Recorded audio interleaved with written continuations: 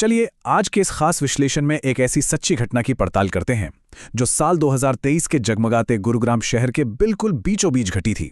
एक तरफ जहां गुरुग्राम अपनी गगनचुंबी इमारतों और तेज रफ्तार जिंदगी के लिए जाना जाता है, वहीं इसी चकाचौंध के पीछे एक बेहद डार्क और खौफनाक जगह भी मौजूद थी, जिसका नाम था सूर्या हाइट्स। आरव व निशा नाम के एक कपल को लगा था कि उन्हें यहां सस्ते किराए में एक बहुत बढ़िया घर मिल गया है, लेकिन सच कहूं तो उन्हें जरा भी अंदाजा नहीं था कि उन्होंने कितनी बड़ी गलती कर दी है। तो चलिए इस रहस्य की पूरी गहराई में चलते हैं।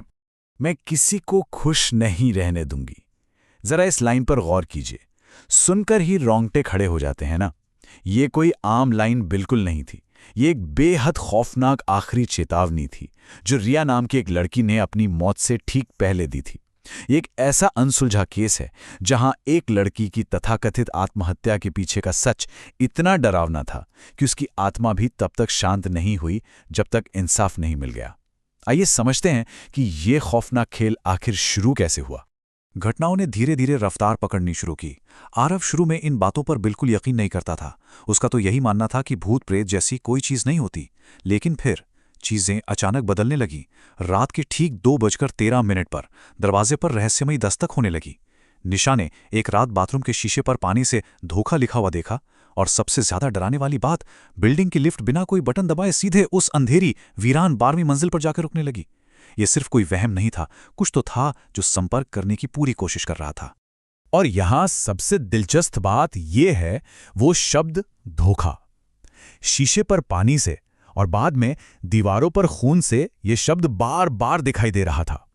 मतलब ये कोई रेगुलर भूतिया कहानी नहीं थी। ये एक आत्मा की तरफ से छोड़ा गया एक बहुत बड़ा सुराग था, एक तरह की हताश पुकार, ये बताने के लिए कि उसके साथ एक भयानक अपराध हुआ है और वो अब अपना इंसाफ मांग रही है। कहानी में असली मोड़ तब आता है जब स्टोर रूम से एक पुरानी आधी जली हुई डायरी मिलती है। इसमें लिखे रिया के आखिरी शब्द कुछ ऐसे थे: मैंने करण से सच्चा प्यार किया, लेकिन उसने मेरा सिर्फ इस्तेमाल किया। सच 12वीं मंजिल पर दफन है। बस इस एक सबूत ने पूरी इन्वेस्टिगेशन की दिशा ही बदल दी। इसी डायरी ने आरव और निशा को उस रहस्यमयी बंद कमरे तक पहुंचा दिया जहां हर सवाल का जवाब छुपा हुआ था।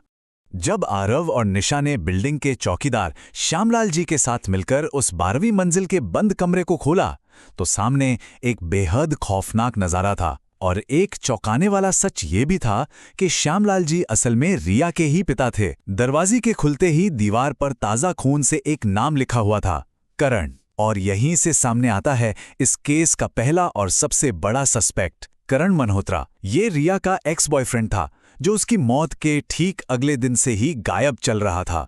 अब देखते हैं कि करण पर आखिर क्या क्या आरोप थे। जरा इन सबूतों को देखिए। पहला, उसने पैसों के लिए रिया से प्यार का नाटक किया।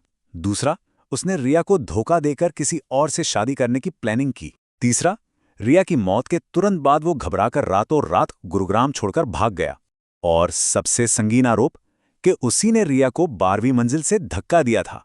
5 साल पहले पुलिस ने इसे सुसाइड मानकर केस ही बंद कर दिया था, लेकिन ये नए सबूत तो पूरी कहानी ही अलग बता रहे थे। यहां से कहानी में दहशत और भी ज्यादा बढ़ जाती है। रात के ठीक 3 बजे आरव को एक अनजान नंबर से कॉल आता है। फोन उठाने पर सिर्फ भारी सांसें और एक फुसफुसाती हुई आवाज सुनाई देती है। वो वापस आ चुका है।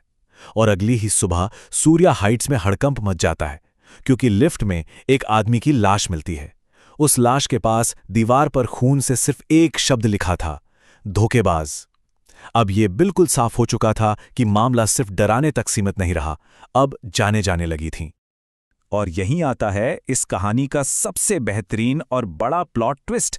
जब आरव किसी तरह एक कैफे में करण को ढूंढ निकालता है, तो वो बहुत बुरी तरह डरा हुआ और सहमा हुआ था। और यहीं मुलाकात दूसरे सस्पेक्ट से होती है, विक्रम सहगल। अगर हम दोनों की तुलना करें तो एक तरफ है करण, जो लालची और धोखेबाज तो है लेकिन अंदर से डरा हुआ है, और दूसरी तरफ है विक्रम, जो इस बिल्डिंग का बेहद अमीर, ताकतवर और खतरनाक मालिक है, जिसके पास अनगिनत गैरकानूनी राज छिपे हैं। कैफे में बैठे हुए करण ने आखिरकार ये कबूल कर लिया कि रिया की मौत कोई हादसा नहीं थी। वो रोते हुए कहता है, मैंने उसे नहीं मारा, वहां कोई और भी था। करण मानता है कि उसने पैसों के लिए रिया को इस्तेमाल किया था, लेकिन वो कातिल हरगिज नहीं है। और तभी अचानक कैफे की सारी लाइट्स बंद हो जाती हैं और कांच के पार रिया की खौफनाक आत्मा दिखाई देती है। ये इस बात का पक्का सबूत था कि करण खुद एक शिकार है, शिकारी नहीं। तो यहाँ एक बहुत ही बड़ा सवाल खड़ा होता है। अगर करण ने रिया को धक्का नहीं दिया तो उस रात छत पर वो तीसरा इंसान आखिर कौन था? इसी सवाल का जवाब ढूंढने के लिए आरव, निशा और करण तुरंत वापस सूर्या हाइट्स की तरफ भागते हैं। और जैसे ही वो वहां पहुंचते हैं, कहानी और भी खौफनाक हो जाती है, क्योंकि निशा उस 12वीं मंजिल के खून से सने अंधेरे में अचानक गायब हो जाती है।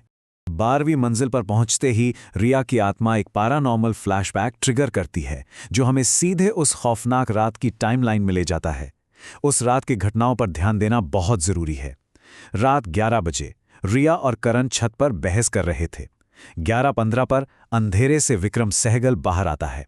11:20 पर वो करण को बेरहमी से धक्का देकर किनारे कर देता है और 11:30 पर विक्रम खुद रिया को 12वीं मंजिल से नीचे फेंक देता है। 5 साल पुराना ये कोर्ट केस आखिरकार सुलझ गया था। असली कातिल विक्रम ही था। लेकिन विक्रम ने ऐसा किया क्यों? अगर इसे ट्रू क्राइम के नजरिए से देखें तो इसके पीछे बहुत ही सोची समझी और क्रूर वजह थी। दरअसल रिया को विक्रम के गैर कानूनी सिंडिकेट और काले कारनामों के बारे में पता चल गया था। वो सीधे पुलिस के पास जाने वाली थी। विक्रम सिर्फ अपने क्रिमिनल एम्पायर को बचाने के लिए एक मासूम लड़की की जान लेने तक गिर गया। ये कोई गुस्से में किया गया मर्डर नहीं, बल्कि एक पूरी प्लानिंग थी। और तभी कहानी अपने सबसे खतरनाक मोड़ पर आ जाती है। बिल्डिंग में एंट्री होती है विक्रम की, लेकिन इस बार उसके हाथ में एक काला, पुराना और बेहद डरावना तावीज है। उसे अच्छे से पता था कि रिया की आत्मा वापस आएगी, इसलिए वो पूरी तैयारी के साथ आया था। उसका इरादा उस तावीज की मदद से रिया की आत्मा को हमेशा हमेशा के लिए खत्म करना था, ताकि उसके अपराधों का सच भी उसी के साथ हमेशा के लिए दफन हो जाए। लेकिन कहते हैं ना, सच्चाई को दबाना इतना आसान नहीं होता। क्लाइमैक्स यहां पूरी तरह पलट जाता है। रिया के पिता श्यामलाल जी अपने सारे डर पर काबू पाते हैं और विक्रम के हाथ से वो ताबीज छीन लेते हैं।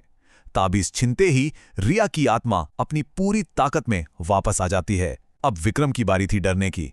वो जान बचाकर छत की तरफ भागता है, लेकिन ठीक उसी जगह पर जहां उसने रिया को मारा था, उसका पैर फिसलता है और वो जानलेवा किनारे से हवा में लटक जाता है।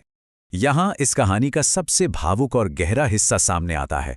विक्रम मौत के मुंह में लटका था, लेकिन रिया की आत्मा ने उसे नीचे नहीं गिरने दिया। उसने अपने अंदर की सारी नफरत को त्याग दिया और शांति से कहा, अब फैसला इंसानों का होगा। उसने आरव को इशारा किया कि वो विक्रम को ऊपर खींच ले। रिया नहीं चाहती थी कि वो भी विक्रम जैसी कातिल बन जाए। वो चाहती थी कि विक्रम को कानून और इंसानी दुनिया के सामने अपने किए की कड़ी सजा मिले।